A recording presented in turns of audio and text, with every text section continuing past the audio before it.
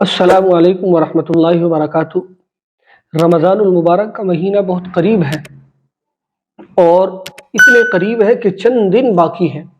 زیادہ دن باقی نہیں ہے۔ رمضان المبارک کا مہینہ بالکل قریب ہے اور وہ مہینہ جو تمام مہینوں میں سب سے افضل ہے اور جو مہینہ اللہ کا مہینہ ہے اور جس کے بارے میں حضرت ابو ہریرہ رضی اللہ تعالی عنہ روایت کرتے ہیں کہ حضور اکرم صلی اللہ علیہ وسلم نے ارشاد فرمایا کہ ایک ایسا مہینہ رمضان المبارک ایک ایسا مہینہ ہے کہ جب یہ مہینہ آتا ہے تو آسمان کے دروازے کھول دیے جاتے ہیں، اور ایک روایت میں آتا ہے کہ جنت کے دروازے کھول دیے جاتے ہیں، اور ایک روایت میں یہ بھی آتا ہے کہ اللہ تبارک و تعالی جب رمضان المبارک کا مہینہ آتا ہے تو اپنی رحمتوں کے دروازے کھول دیتے ہیں، اور اس مہینے کے شروع میں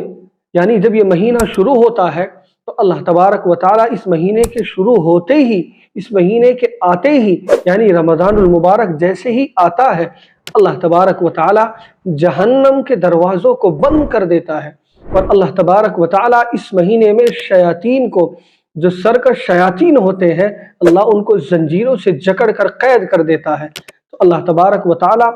اس مہینے میں اپنے بندے پر اتنی رحمت نچھاور کر دیتا ہے کہ مہینہ تمام مہینوں میں سب سے افضل ہے، اور خوش نصیب ہے وہ شخص کہ جو رمضان المبارک کا مہینہ پائے، اللہ کا انعام سمجھے، اللہ کا احسان سمجھے، اور اللہ تبارک و تعالیٰ کی اس نعمت کی قدر کرے کہ اللہ تبارک و تعالیٰ ہمیں رمضان المبارک کا مہینہ عطا کر رہے ہیں۔ ہم میں بہت سے بھائی ایسے بھی ہیں کہ جو گزشتہ سال تھے اس سال نہیں ہیں، اور ہمیں بھی یہ معلوم نہیں ہے کہ ہم اب ہیں، صبح ہوں گے یا نہیں، ہمیں یہ معلوم نہیں کہ ہم اس رمضان میں ہیں، اگلے رمضان میں ہوں گے یا نہیں۔ تو ہم اس مہینے کو غنیمت جانیں، اللہ کا احسان مانیں، اللہ کی اس نعمت کی ناشکری ہرگز نہ کرے، بلکہ اللہ کی نعمت کی اس کی شکر ادا کرے، اور اللہ تبارک و تعالیٰ کی ایسی عبادت کرے جیسا اللہ ہم سے چاہتا ہے، جیسی اللہ تبارک و تعالیٰ ہم سے توقع رکھتا ہے۔ ہم اللہ کی امید کے مطابق اللہ تبارک و تعالیٰ جیسا ہم سے چاہتا ہے ہم ایسی عبادت کریں، اللہ کا جیسا حکم ہے ہم اس حکم کے مطابق زندگی گزاریں۔ ہم اس رمضان المبارک کو اپنے ہاتھ سے بالکل بھی جانے نہ دیں، یعنی جانے کا مطلب یہ کہ ہم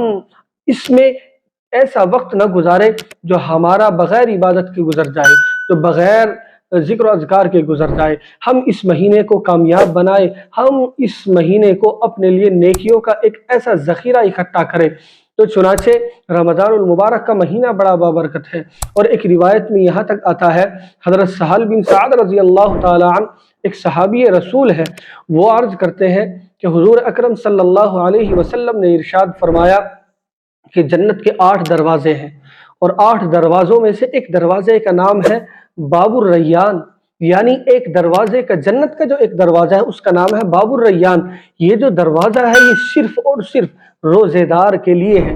صرف روزے دار اس سے داخل ہوں گے، یعنی اللہ تبارک و تعالیٰ روزے دار کے لیے ایک دروازہ، ایک اسپیشل چیز صرف اور صرف روزے دار کے لیے مقرر کر دی گئی ہے۔ جیسے کوئی بڑا آدمی آتا ہے، کوئی بڑا شخص آتا ہے تو ہم اس کے لیے الگ سے اسٹیج سجاتے ہیں، اس کے لیے اسپیشل دسترخوان لگایا جاتا ہے، اس کے لیے الگ سے اسپیشل کھانے بنائے جاتے ہیں۔ تو اسی طرح اللہ تبارک و تعالیٰ اپنے بندوں کے لیے، ان بندوں کے لیے جو اللہ کی رضا کے لیے اخلاص کے ساتھ روزہ رکھتے ہیں، اللہ ان کے لیے ایک دروازہ باب الریان بنائے گا،